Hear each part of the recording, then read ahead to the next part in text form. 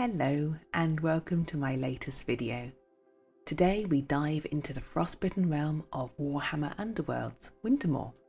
Now Wintermaw kicks off a new season of Warhammer Underworlds in typical style. A gorgeous box, but with all you need to get started with Warhammer Age of Sigmar's deck building skirmish game. Now, with all the hype and all the speculation about Warhammer Age of Sigmar 4th edition, it can be really easy to forget about some of Games Workshop's other spin-off titles. However, Wintermaw arrives and as a refreshing reminder of the excitement that Warhammer Underworlds can bring to the table. Now, I don't know about you, but I struggle with board games with complex rules, exceptions and tactics to learn before I've even got started. But Wintermaw promises to be accessible and quick start, although of course you have to assemble your models. Luckily these are push fit and promise that there is no glue required, which is great news for clumsy old me. Now, what is new with Wintermaw? The box introduces us to two captivating warbands, the Skinnerkin and the Brethren of the Bolt. Each of these has their own distinct playstyle and lore, and these miniatures are absolutely bursting with character and detail. Now let's get started with the rulebook. The rulebook provides an essential guidance to both newcomers and veterans alike, detailing the lore of the Death Gorge and the Wintermaw. Additionally, it serves as a comprehensive reference for the game's rules and mechanics. Now, it's almost 50 pages long, so it could do with a quick start version for newbies keen to start the game without having to go through all the lore, either as a separate set of cards or isolated in the book itself. But as you can see, the artwork is absolutely stunning. The lore is really interesting. I'm going to go through this in just a second, and I'm really pleased with how this all looks and the artwork and just the way it's all laid out. Now, the game itself is simple, with each game typically lasting around 30 to 45 minutes. The player must use their decks to outmaneuver and outwit their opponents. Victory is measured in glory points, earned through cunning tactics and decisive victories on the battlefield. And of course, some lucky rolls of the dice. Something that really struck me as I was unpacking this was the lack of plastic and the lack of plastic wrap. I really appreciated how everything was either wrapped in a big envelope like the boards are here, or wrapped in cardboard in like more thicker envelopes, which are the decks, which are a little bit later on. I really like that. It made it feel just a little bit more special, a little bit more expensive. I mean, these aren't cheap obviously, but it just added to the classiness factor. The boards themselves feel really well made, with quality printing on both sides and a really sturdy feel. You can clearly see where all the action points are and the markers, which I really appreciate. And so it's really easy to keep track of where you're supposed to be and where things happen. Moving on to all the tokens.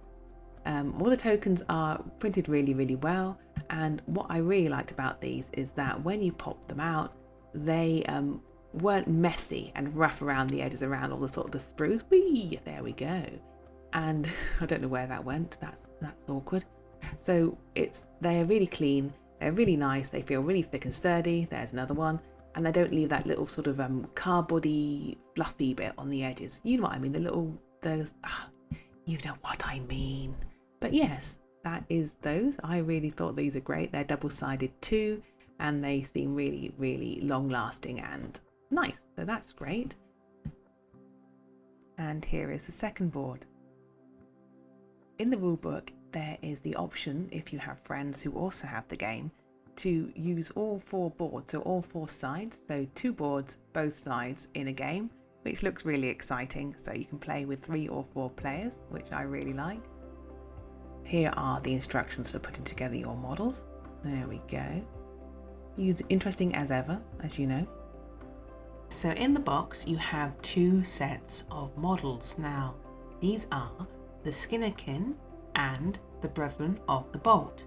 So you've got the goodies and the baddies, although it's a little bit vague on that. I'm not too sure that either of them are goodies, but you can decide that for yourself when you play. First up, coming up, I'm going to cheat a little bit. I'm going to read out the rule book exactly who these guys are, just so you guys can get a real feel for the lore. So, the Brethren of the Bolt. Now, the cults Unberogan have always been varied and sometimes violent in their Sybarite reverence, yet even they treat the Brethren of the Bolt with caution. Each acolyte of this religious order has been struck by a bolt of lightning of some kind, each one possessing a wild tale of their cataclysmic call to worship. Some felt the summons during battle, scorched on the front lines by discorporating stormcasts. Others are so desperate to join the Brethren that they chain themselves with copper on storm-racked mountains and fear the ecstasy of near-death fueling their fanaticism. So those are those guys. And yeah, I mean, I can see that. And they're very, very cool looking indeed. I like those. I can see myself doing a really fun colour scheme with those, and I bet you could too. Next up, we have the Skinnerkin. Now, these are these sort of bat-like creatures. And I'm going to read again, so get ready. Legends travel far and wide of the feasts of the Summer King. This noble ruler's table is open to knights and honest peasantry of all kinds, provided that they hold love in their hearts for their king. Oh, this is nice. These sound like nice guys. What's going on here? So, sweet meats and rare morsels from every corner of the mortal realms grace his banquet hall, where songs and jollity continue late into the night. Yet, what these feasters see is a fine victuals is in fact mounds of steaming organs and plates of torn entrails, for this is a kingdom of delusional cannibals, and the perception of its ghoulish denizens twisted into visions of glory by a dreaded abhorrent curse. So that's these guys, and that's interesting. Okay, well, moving swiftly on to the cards. Now, the cards are packed in this cardboard envelope here, and I was really impressed with this because I'm so used to opening up these boxes and finding that the cards are shrink wrapped in plastic, and I sometimes damage the cards to get them out the plastic, and it just feels a little bit cheap. Here they are in this lovely sort of cardboard envelope and wrapped in these sort of paper cigar bands. So it just feels a little bit more classier, and it feels like they're a bit safer in here as well, which I really like. Each of the 4 rival decks in total consist of 32 cards, one specific to the Brotherhood of Bolt and the Simmerkin respectively.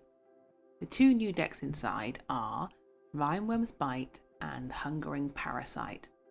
The first deck, Rhineworm's Bite, is about mastering the environmental dangers of the Wintermaw and their Rhineworm dwellers, while the other, Hungering Parasite, is a flexible control deck featuring the name-giving parasite that lurks in the depths of Wintermaw.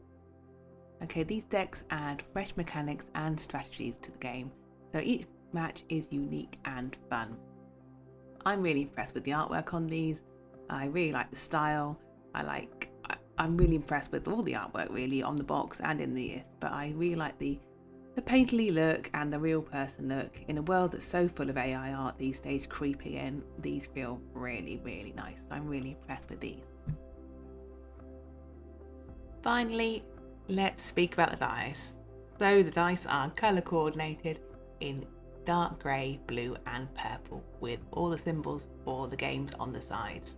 Personally, I would have preferred if they're a bit larger, but that's just my personal preference. So that really is the end of my unboxing of Wintermaw. I'm really glad that you are here to explore it with me, and I really enjoyed this box, and I can't wait to start assembling the models and have a few games. Please stick around if you enjoyed my video, and subscribe and like, and there'll be lots more unboxings soon. Thank you so much for coming, and hope to see you again really soon. Bye from me. Oh, I need to find that bit. Where's that? Oh, awkward. I'll find it somewhere. Anyway, take care everyone, and all my very best. Bye.